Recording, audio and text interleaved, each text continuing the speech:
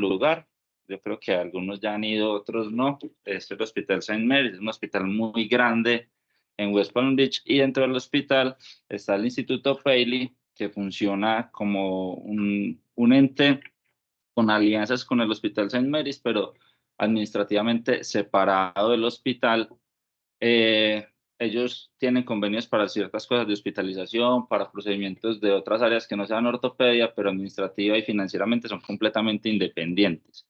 del hospital. Está compuesto por 3 edificios, tienen 14 quirófanos, tienen un servicio de consulta externa muy grande, un servicio de cirugía ambulatoria al que le están invirtiendo mucho para hacer mucho turismo médico, para hacer muchos pacientes de cirugías ambulatorias que vienen y se van el mismo día o máximo un día de hospitalización. Tiene un área de fisioterapia grande, y también tienen, como son pacientes de cirugías complejas y de procedimientos largos y de procesos reconstructivos largos, tienen alianzas cerca para que esos pacientes se puedan quedar, que es un problema que ellos pues tienen, digamos, una magnitud diferente porque son pacientes de otro país, pero nosotros también tenemos cuando son pacientes de otras regiones que los pacientes no tienen dónde quedarse, y uno sabe que si, por ejemplo, el paciente se devuelve para el Chocó de donde llegó, pues a veces no regresan o regresan cuando ya están complicados o la cirugía ha perdido el efecto que se estaba buscando. Otra cosa que me pareció chévere es que ellos tienen en sus instalaciones unos murales con las fotos y el currículum de todos los médicos que trabajan en el hospital, y pues los han ido adhiriendo a medida que han ingresado al grupo. Y esto es lo primero que los pacientes ven cuando llegan, y los pacientes pueden ir identificando quién los va a tratar, qué perfil tiene, dónde estudió, y es un proceso pues que no es algo muy difícil, pero le da información a los pacientes y que también genera pues como un valor de confianza. En cuanto al servicio de fisioterapia, que fue una de las cosas que me pareció más impresionantes del Instituto Paley, tienen más o menos 13 fisioterapeutas. La terapia normalmente es personalizada, tienen personal formado y capacitado en pacientes de ortopedia, en cirugía reconstructiva y en trabajar con niños, y dictan 2 cursos anuales para rehabilitar niños y para rehabilitar pacientes de cirugía reconstructiva en el Instituto Paley, dirigidos a fisioterapeutas, que creo que es algo que de pronto a futuro podríamos implementar, o sea, enviar a Mateo y a los otros fisioterapeutas a que se capaciten, porque eso de verdad hace la diferencia en la evolución de los niños. Este es como el área de fisioterapia. Ellos tienen como un salón común, también tienen salas personales para realizar la fisioterapia a los niños que están o con mucho dolor, en un proceso temprano de su enfermedad, donde todavía les da timidez o les da pena tener el fijador, o sienten algo de complejos de autoestima por las lesiones que tienen o por la complejidad de la cirugía en la que están participando. Tiene una cantidad de equipos pues increíbles para el uso de los pacientes. Allá no hay que mandarlos a comprar muletas, a conseguir muletas después del posoperatorio para la fisioterapia. También tienen partes pues que son de mayor tecnología. Esa máquina que se ve ahí al fondo es una donde los amarran a un arnés, eso hace vacío y los pacientes empiezan a hacer como la caminada sin gravedad. Entonces es el esfuerzo que tienen que hacer y el desgaste, el consumo de oxígeno es mucho menos. Obviamente pues eso es muy difícil económicamente de conseguir, pero es como para contarle las cosas que uno ve y uno dice, pues esto es tecnología. En cuanto a cirugía, ellos tienen 12 quirófanos en el bloque principal, quirófanos que funcionan solamente para el instituto, no tienen nada que ver con el hospital. La mayoría están funcionando todo el día, todos los días. Principalmente ortopedia y neurocirugía es lo que se está haciendo allá. Tienen en el bloque donde tienen el servicio de cirugía ambulatoria otros 2 quirófanos, y ya tienen construido plan para hacer otros 3. Y ellos lo que tienen montado es un sistema de reclutamiento como si fueran unos scouts de deportes de alta competitividad a nivel de todo el país. Entonces el man va y busca el duro de la mano y el duro de hombro y se los va trayendo, y eso genera pues como un flujo de pacientes hacia el instituto, que me pareció pues como propuesta de negocio algo muy interesante. Esta es una imagen de los quirófanos pues para que vean esa camilla. eh, Me parece una cosa brutal, y tienen pues todos los equipos ahí. Estos son de los de la sede ambulatoria, los nuevos. En cuanto a las áreas pues de recepción y consulta, tienen zonas especiales para que los niños estén, se sientan cómodos, puedan jugar. tienen un personal que está comprometido con la visión de la empresa. Peli nos contaba durante el recorrido que durante la pandemia no tuvieron que echar a nadie, que ellos siguieron funcionando casi que con normalidad. Solamente hubo una persona que murió de COVID durante todo el tiempo que estuvimos en la parte más dura de la pandemia, y ellos están muy enfocados a generar un sentido de pertenencia en los empleados, precisamente para impactar en esa población, digamos, compleja y exigente que ellos pretenden manejar. Entonces, como la zona de la recepción, tienen fotos de los pacientes y lo que se les ha hecho. También tienen pegadas fotos de los esquemas, de los dibujos de los diferentes procedimientos por todas partes para que los pacientes los puedan ver y los puedan conocer. Otra cosa que me pareció interesante es que ellos hacen unas reuniones del servicio semanales, que las dirige pues el doctor Paley. Revisan los posoperatorios que hicieron la semana antes, se hacen pues como las correcciones o las acotaciones pertinentes, se revisan los casos que se van a operar la semana siguiente, se hacen las correcciones en los planeamientos, se define la necesidad de estudios adicionales o de reprogramar el paciente si definitivamente los estudios no son suficientes,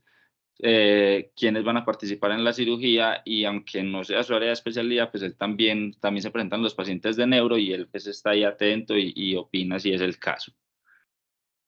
Y al final, pues esto es un negocio que es bien dirigido, el man incluso tiene pues sus premios por buen negociante, por ser una persona influente en este medio de los negocios en Florida. Ya entrando a la parte de la cirugía reconstructiva, pues no vamos a hablar de toda la super y eso ya está escrito en los artículos y está desglosado paso a paso cómo se hacen, y ya hemos visto con el pasar de los años que son procedimientos exitosos siempre y cuando estén bien indicados y sean bien realizados y los haga una persona que haya hecho la curva para hacerlo. Eso no es pues como que yo me voy a leer el libro y voy a salir a hacer una super hip, pero sí hay algunas cosas que me llamaban la atención y que creo que sería interesante que conozcamos el día de hoy. Entonces, lo primero es la modificación de la osteotomía de EGA que publicó Paley, que es con la que él está manejando los pacientes cuando va a hacer alargamiento o cuando tienen displasia, para evitar que se subluxen durante los procesos de cirugía reconstructiva. La diferencia que él tiene, pues básicamente son dos. La primera es que sí va hasta la columna posterior y respeta completamente la tabla interna, y la segunda es que él hace un ángulo que en el artículo él lo pone de 120 grados, pero realmente cuando él nos dio la charla, él lo hace casi que de 90 o de 100 grados, es un ángulo muy agudo para poder abrir la osteotomía a través de todo el trirradiado y lograr esa cobertura de la pelvis que él está buscando. Y lo que él dice es que si bien no es una osteotomía que sea muy superior a las que ya se conocen, le parece más fácil, le parece que con esa puede manipular fácilmente la cobertura que se da, si es más anterior, más superior o más posterior, porque va a dar la posibilidad de abrir toda la tabla externa y poder hacer la bisagra completamente en el trirradiado. Y también refiere que es una osteotomía que va a ser mucho más estable.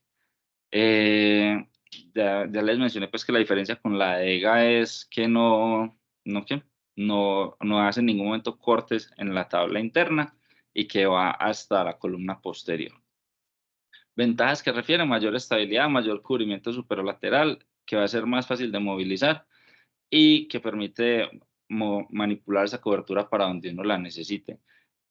Una cosa que nos pareció pues llamativa es que con esos ángulos tan agudos que le está haciendo la osteotomía, hay un riesgo de necrosis en ese vértice, más que todo cuando se hace a 90 o a 100 grados, que habría que vigilar, y que digamos que cuando uno ya ve en el artículo que son 120 grados, parece un poco más razonable.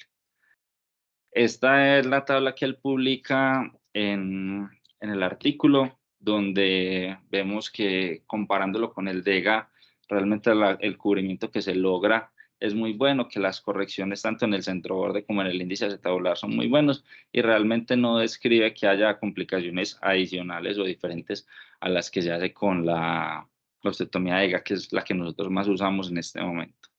En cuanto a la pseudoartrosis congénita de tibia, lo más importante, y hay que ser muy enfáticos, no es lograr la consolidación, sino lograr consolidación sin refractura. que siempre se debe proteger endomedular la tibia y el peroné. La tibia pues con un clavo telescópico o con un clavo rígido, un clavo slim o un Kirchner grueso, según la disponibilidad del insumo que uno tenga, y el peroné con un pin para evitar que ese hueso que está osteoporótico y que está débil se vuelva a refracturar luego de la consolidación. Que ha modificado Paley durante estos años y que fue muy enfático durante el curso en el manejo de esto es el tamaño o la longitud del cross union y la cantidad de injerto que se debe poner.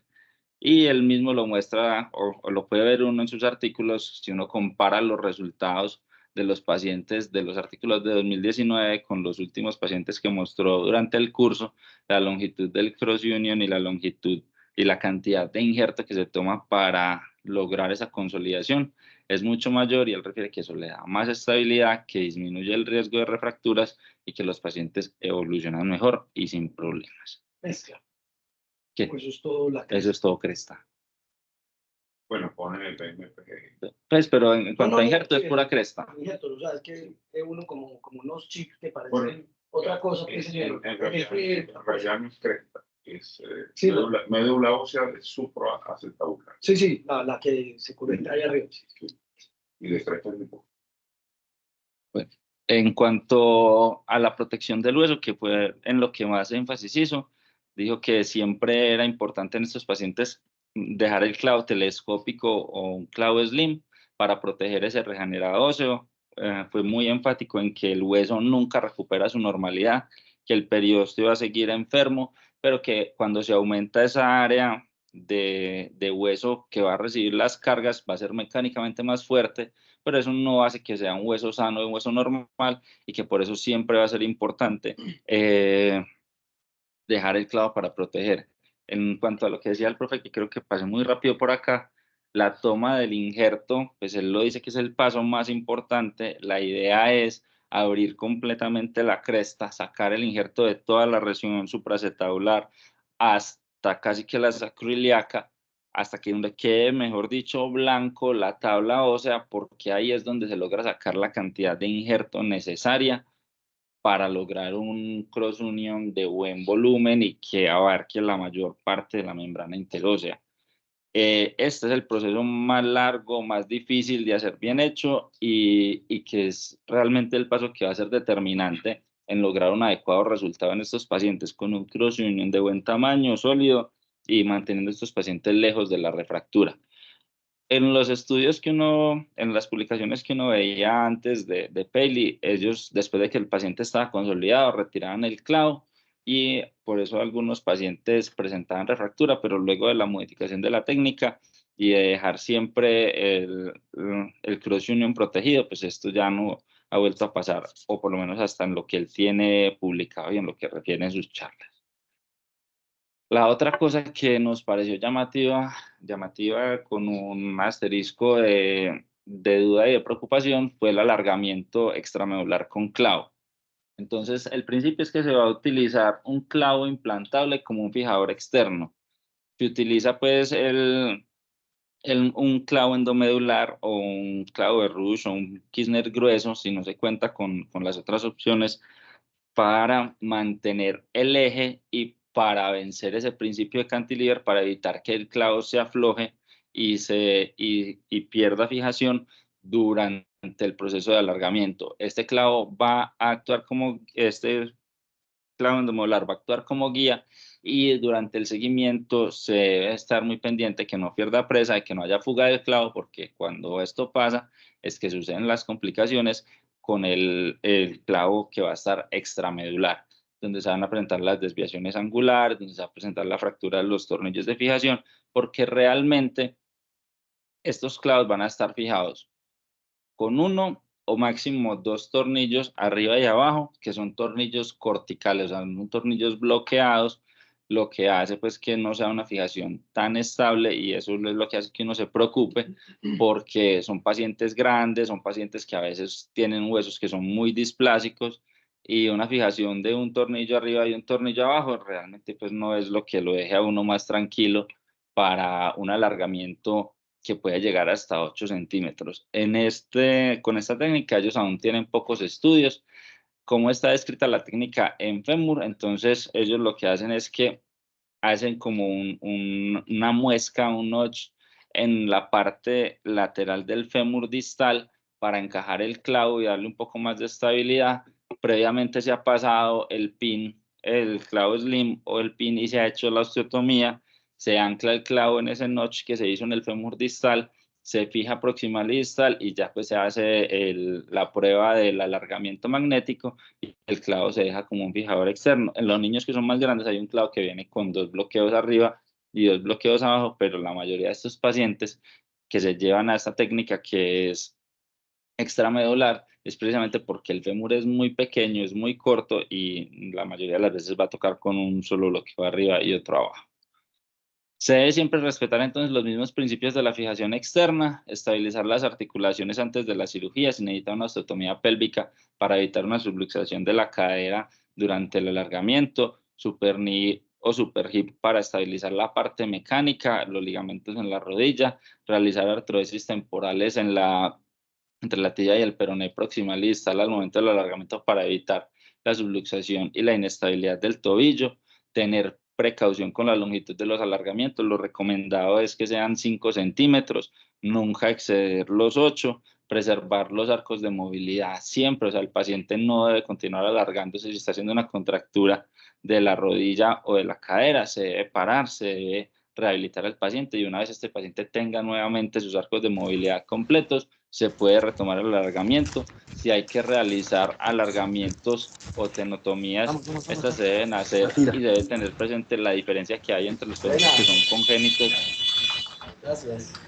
y que tienen alteraciones del desarrollo, y siempre se debe hacer el alargamiento a la velocidad normal para prevenir estas subluxaciones y la aparición de contracturas. ¿Qué recomendaciones entonces dan para el manejo con estos clavos? Entonces, la adecuada selección del paciente, la selección cuidadosa del implante. Recordemos que el paciente debe tener una longitud mínima de la extremidad, teniendo en cuenta la longitud que tiene el clavo. ¿Qué pasó? La longitud que tiene el clavo, que se debe calcular cuánto va a alargar el paciente y la longitud del hueso y el implante para uno saber dónde son las fijaciones y si el clavo se puede o no se puede poner. Que se debe realizar una osteotomía de baja energía, un alargamiento progresivo, que se debe proteger las articulaciones proximales y distales a la sección que se está alargando, que siempre debe haber un clavo endomedular. Este ejemplo que está ahí en la imagen es de otro artículo de un autor distinto,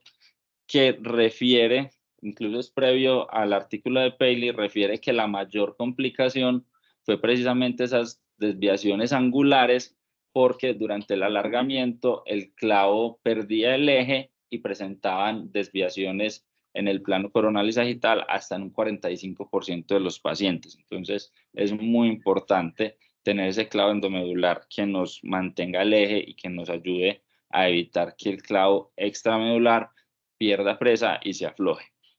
Realizar las fasciotomías pertinentes si es en la pierna, y siempre hacer el notch en el hueso para evitar que el clavo, cuando se utiliza en el fémur, esté más alejado del fémur y sea más inestable. Resultados, entonces, realmente ellos refieren pocas complicaciones con este tipo de procedimientos. Las complicaciones aumentan si no se usa el clavo slim. Hay necesidad de reintervención a veces por fallo del tornillo cuando se utiliza un solo tornillo para bloquear el clavo extramedular. Infecciones no reportadas en ninguno de los artículos, y la subluxación de las articulaciones solo se presentó en los casos en el que por una u otra razón se ignoraron los principios donde se debían proteger previamente las articulaciones y estabilizar las articulaciones pertinentes antes de iniciar el alargamiento. Estos son algunos de los artículos que encontré del tema. Realmente los que tienen más casos son Paley y la doctora Claire Shannon, pero hay otros como Mark Dahl que también están publicando al respecto, y la literatura al respecto está creciendo, y hay que esperar para ver si estos clavos realmente funcionan, si no tienen tantas tasas de complicaciones. Recordemos que al principio todo suena muy bueno, pero a medida que va aumentando el seguimiento de estos pacientes es que realmente nos damos cuenta si la técnica sí funciona o no. Partiendo de eso mismo, pues la otra que vimos que nos pareció interesante fue la corrección rotacional con fisiodesis. Esa placa que se ve en la imagen es una placa que se llama placa gyro, que es como una Epiflex pero más play, porque esa guaya que tiene es una cosa muy potente, o sea, se ve muy rígida, muy sólida, pero tiene un problema mecánico y es que esos aritos no están atados a nada. Entonces se aflojan, se mueven y pueden fácilmente perder el eje de corrección si no se ponen con la tensión adecuada o si el paciente durante su crecimiento no funciona pues como lo tienen planeado. Estas placas se van a aplicar cruzadas, se va a lograr una corrección que en el artículo ellos refieren de 30 grados en el fémur y alrededor de 10 grados en la tibia en un tiempo aproximado de 1 año. La ventaja que ellos refieren o lo que ellos quieren es hacer una corrección rotacional con pequeños abordajes y sin necesidad de osteotomías y fijación con placas, que pues obviamente es un procedimiento mucho más cruento. Estos son los esquemas que ellos ponen en el artículo para tratar de ejemplificar cómo se realiza la corrección. Las placas deben quedar cruzadas en el fémur distal o en la tibia proximal y deben, a medida que se va corrigiendo la rotación, casi que ponerse paralelas. En este artículo ellos todavía no estaban utilizando la placa que les mostré, que es la placa gyro, sino que estaban utilizando una hinge plate unida con una superestructura, pero el principio pues básicamente es el mismo. En el posicionamiento, la verdad, esto me pareció un poco enredado. Entonces,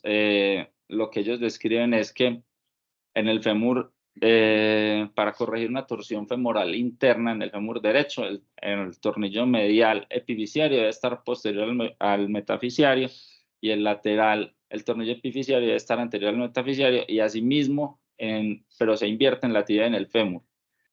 Y cuando ya usted lo va a hacer para torsión externa, pues lo hace completamente al revés. Realmente no dan una explicación de por qué es en esta dirección o por qué corrige en esa dirección, lo que me parece preocupante porque es una decisión un poco arbitraria, pero ellos lo que ponen ellos en el artículo y al parecer, pues según los resultados que muestran, funciona. ¿Qué le preocupa a uno? Pues que son pocos pacientes, que el seguimiento es muy corto, que mezclan diferentes patologías, que mezclan diferentes segmentos anatómicos y cuando uno va a ver realmente lo que hay de casos del fémur o de la tibia, pues son muy pocos y resumiendo van siendo casi que 2 fémures y 3 tibias en 5 pacientes. Entonces, no es una evidencia muy sólida para uno publicar un artículo y menos para recomendar un tratamiento, pero es una de las cosas que están como en vanguardia en este momento y pues hay que vigilar, ver si eso sí funciona, ver si mejora la evidencia y después ya miraremos si es posible aplicarlo a nuestro medio. Para llevar a casa entonces, tenemos que el servicio de fisioterapia es una pieza fundamental de todos los procesos de cirugía reconstructiva